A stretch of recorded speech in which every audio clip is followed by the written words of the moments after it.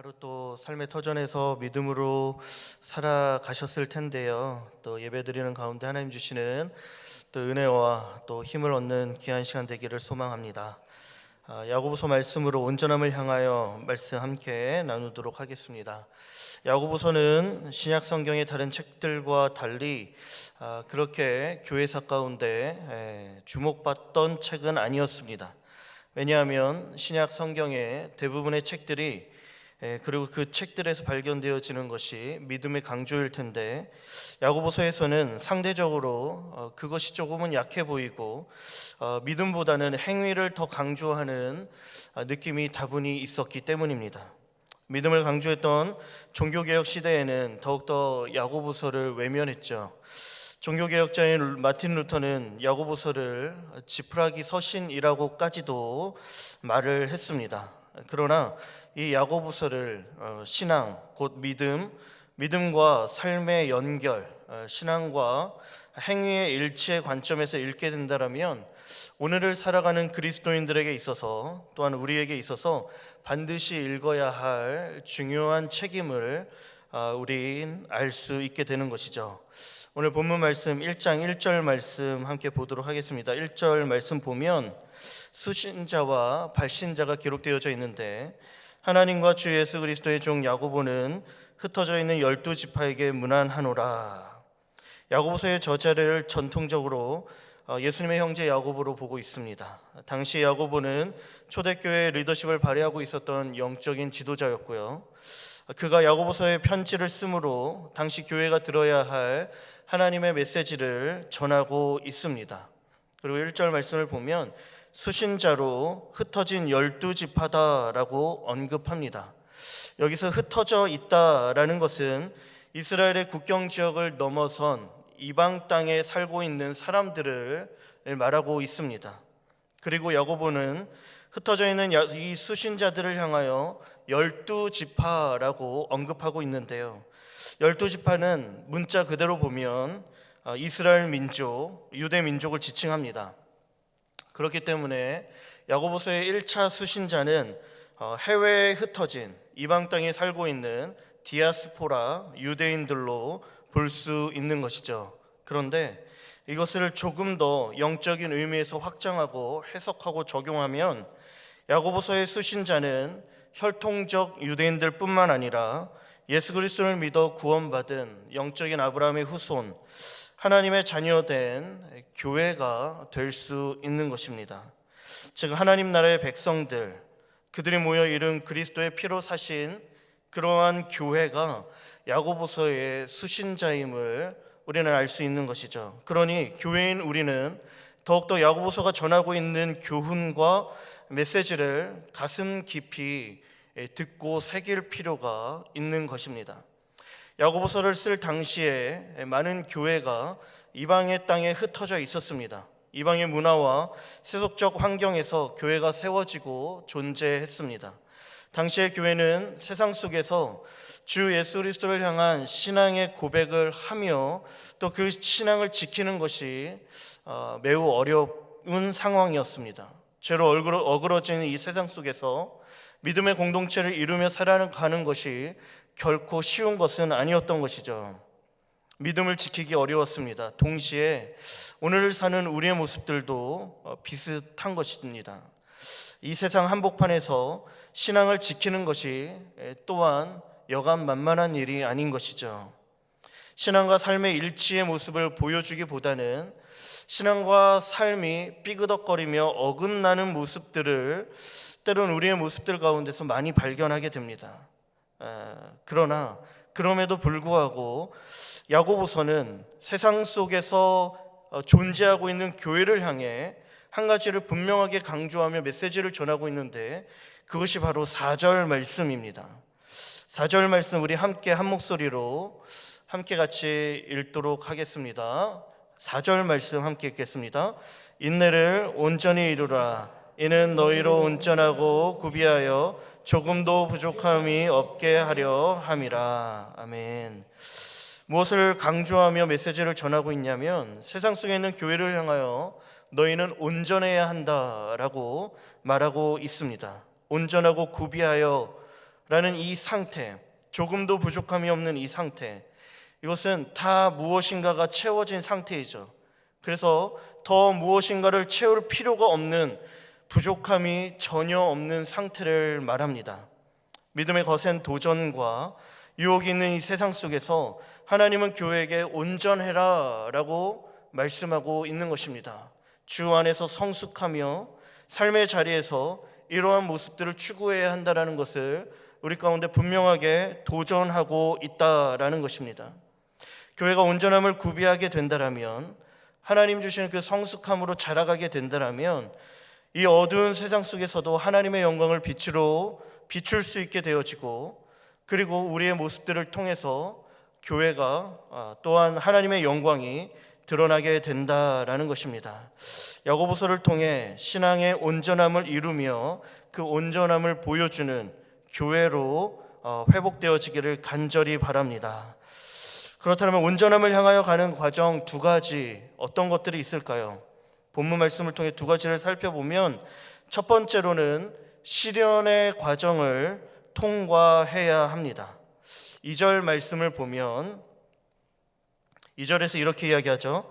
내 형제들아, 너희가 여러 가지 시험을 당하거든 온전히 기쁘게 여기라.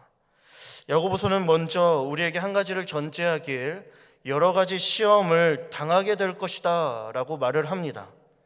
당시 편지를 받았던 교회는 말씀드린 대로 이방 땅에 거하고 있는, 그래서 그러한 세속적인 환경 속에서 신앙을 지키며 살아가기에는 좋은 상황과 형편이 아니었습니다.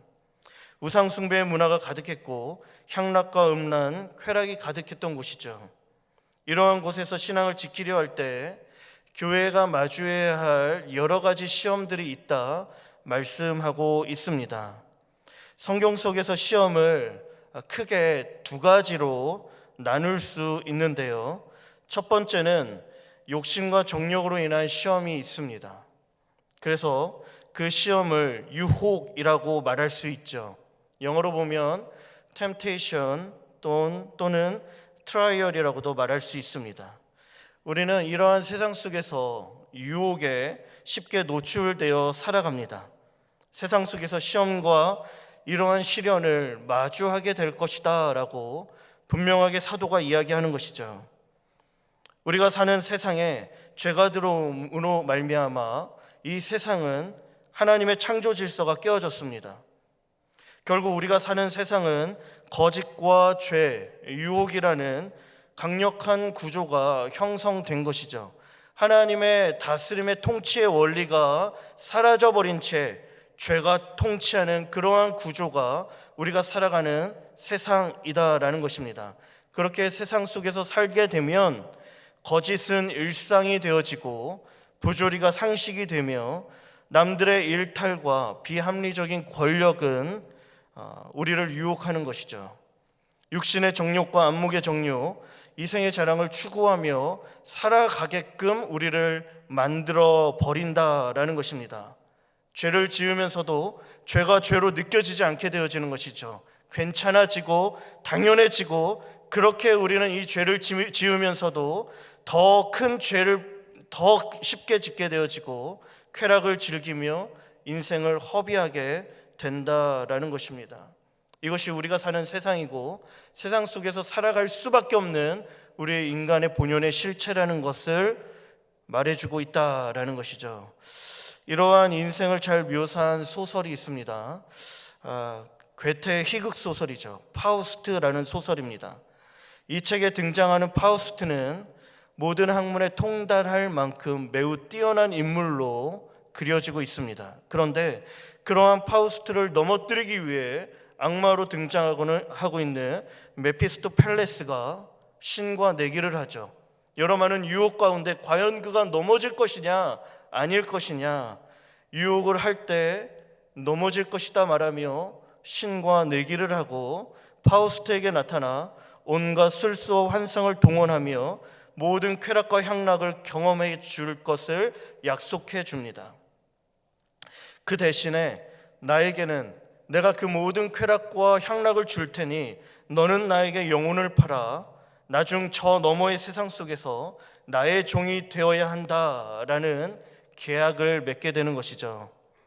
파우스트는 눈에 보이는 향락과 쾌락을 쫓으며 이러한 악마의 계약에 동의를 하고 환희와 쾌락의 세상으로 들어가는 것을 볼 수 있습니다.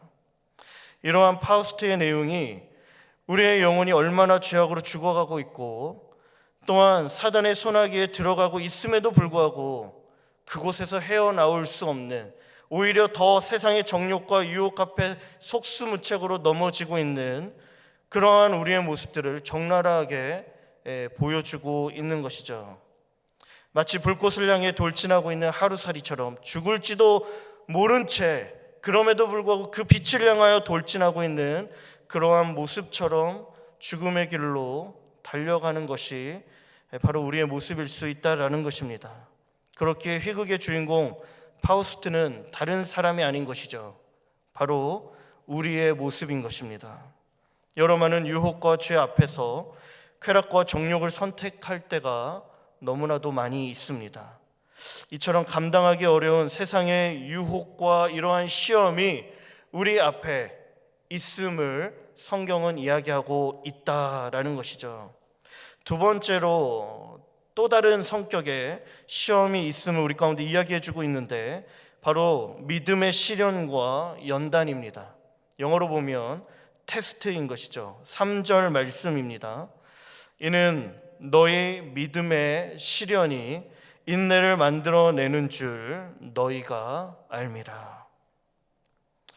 2절과 3절에서 2절에서 시험과 3절에서 시련이라는 단어가 쓰이고 있죠. 그런데 이 단어가 동일한 단어로 쓰이는 것이 아니라 2절에서의 시험, 템테이션과 트라이얼, 유혹을 상징하고 있는 이 시험은 페이라스모스라는 단어를 사용하고 있고 3절에서 말하고 있는 시련, 테스트, 이 시험은 도키메온이라는 단어, 다른 단어를 사용하며 우리에게 설명해 주고 있습니다. 조금 다른 차원의 시험이 우리에게 주어지고 있다라는 것을 알려주는 것이죠.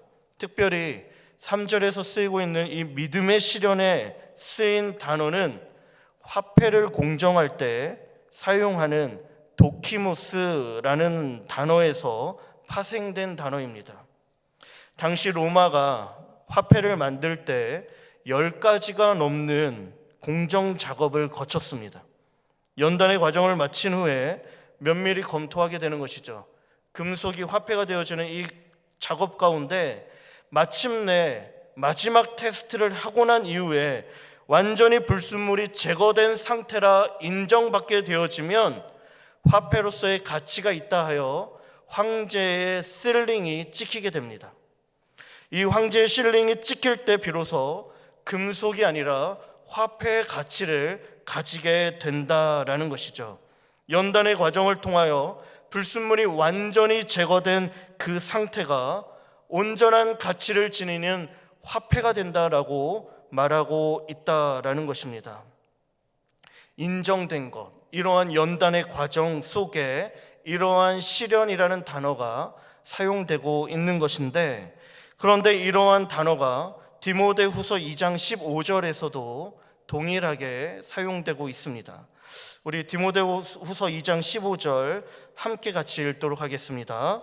너는 진리의 말씀을 옳게 분별하며 부끄러울 것이 없는 일꾼으로 인정된 자로 자신을 하나님 앞에 드리기를 힘쓰라.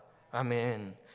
부끄러울 것이 없는 일꾼으로 인정된 자, 하나님 앞에서 인정받는 그 한 사람이 바로 연단의 모든 작업을 마치고 마침내 인정받은, 테스트 과정을 모두 끝내고 가치로서 인정받았던 그 화폐처럼 하나님 앞에 인정받는 자가 된다라고 말하고 있는 것이죠. 연단의 과정을 거칠 때 이러한 불순물이 완전히 제거되어지고 하나님 앞에 온전히 설 수 있게 된다 말해주고 있는 것입니다. 사랑하는 성도님들, 하나님의 일꾼으로 세워지는 데 있어서 이러한 연단의 시험이, 이러한 시련이 필요하다라는 것을 알려주는 것이죠. 그렇기에 우리 그리스도인들은 믿음의 시련을 통해 하나님 앞에 온전하게 세워지는 이 과정을 우리가 피해서는 안 된다라는 것입니다. 그런데 때로는 우리에게 주어지는 이 믿음의 시련이 우리를 너무나 힘들게 만들 때도 있습니다. 할 수만 있다라면 피하고 싶은 것이 시련이고 시험이죠.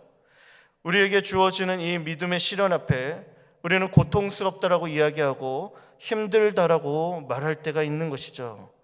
그런데 너무 놀라운 것은 이러한 힘들고 피하고 싶은 이 믿음의 시련이 그냥 시련으로 끝을 맺지 않고 우리를 온전함으로 이끌어 간다라는 것입니다.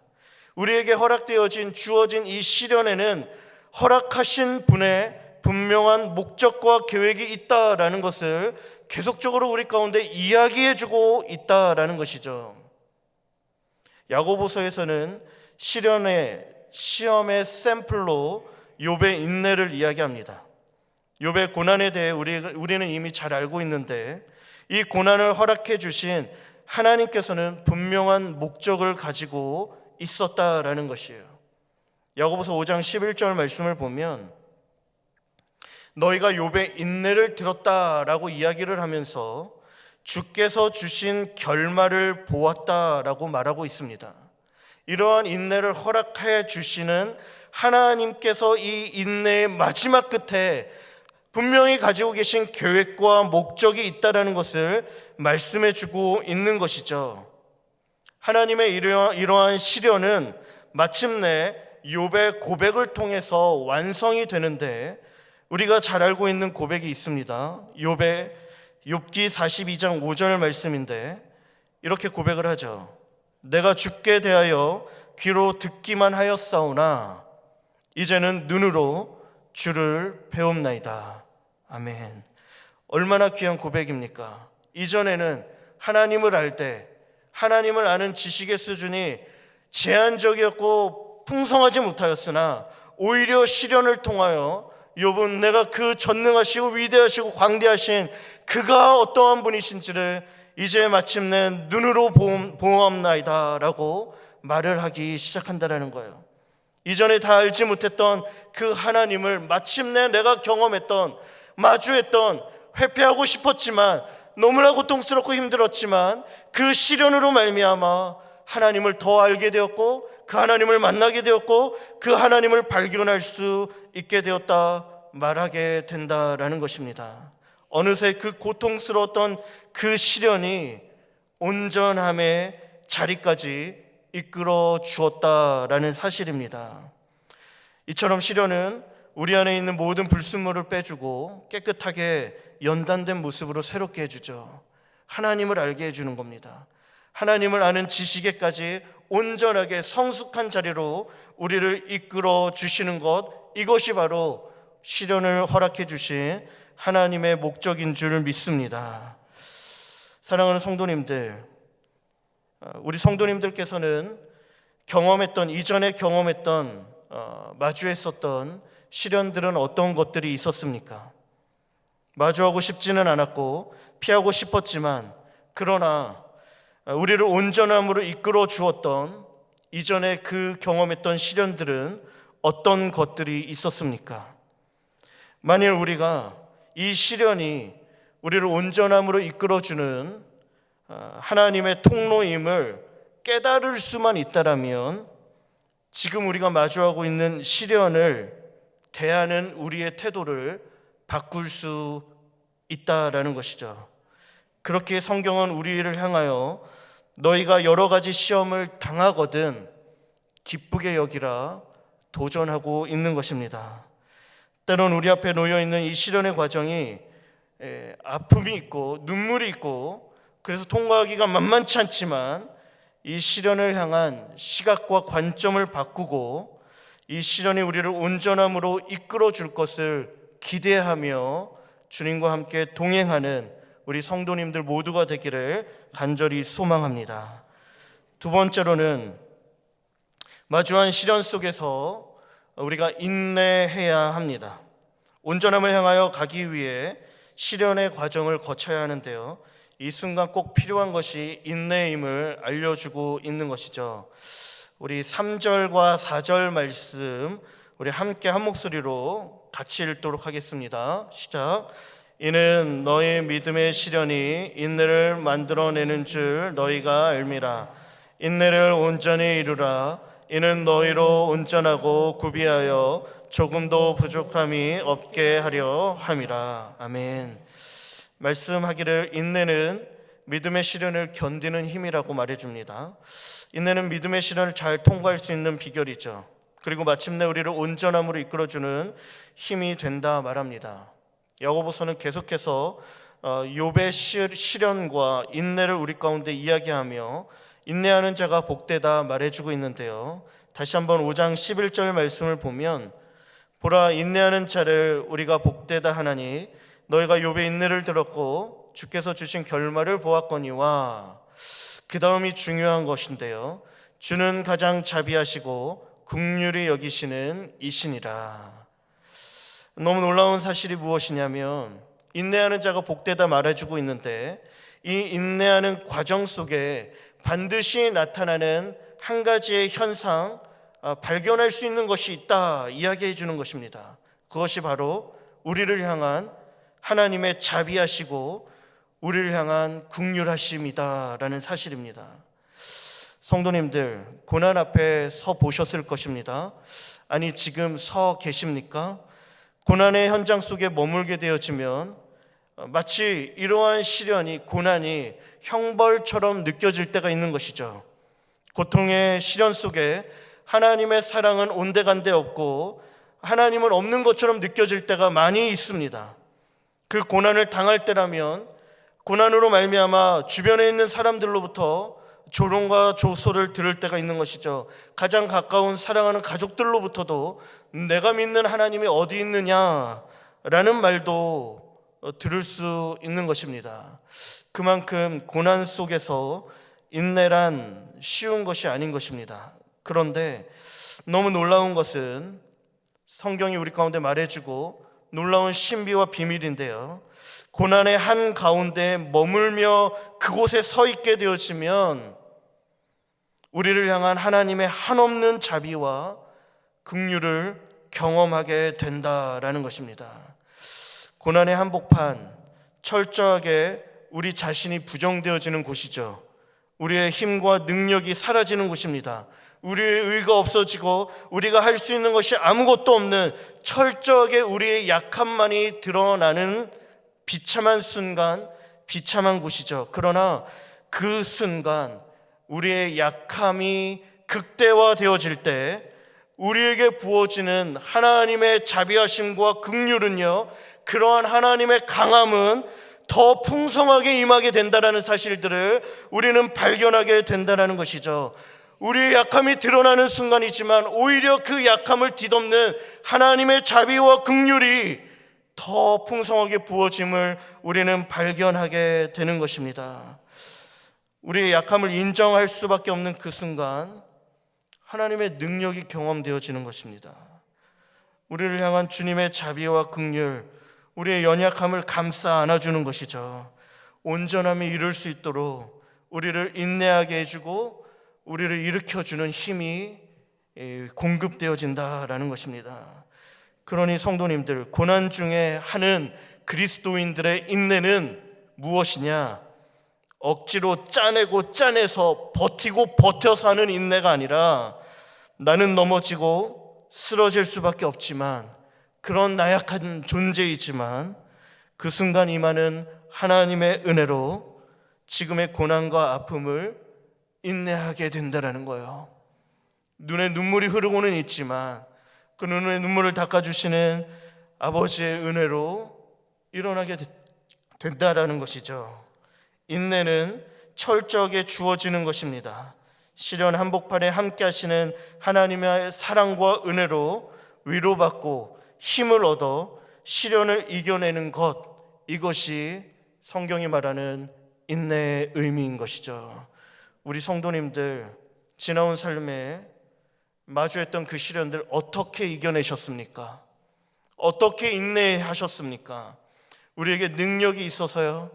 인내할 힘이 있어서일까요? 그렇지 않은 것이죠. 놀라운 것은 인내로 시련을 통과하는 사람들의 한결같은 고백이 고난의 모든 순간 하나님이 나와 함께 해주셨다 말하고 있는 것입니다. 시련 중에, 약함 중에 있는 하나님이 함께 해주셨기에 이겨낼 수 있는 것이죠. 하나님의 자비와 긍휼이야말로 우리가 인내할 힘이며 우리의 강함인 줄 믿습니다. 사랑하는 성도님들, 에베소서 4장 13절 말씀입니다. 하나님은 우리에게 이러한 것들을 부탁하고 이러한 모습이 되길 간절히 바라죠. 우리가 다 하나님의 아들을 믿는 것과 아는 일에 하나가 되어 온전한 사람을 이루어 그리스도의 장성한 분량이 충만한 데까지 이르라. 온전한 사람, 온전하여 구비함으로 조금도 부족함이 없는 상태. 하나님께서는 우리가 이러한 사람 되기를 바라십니다.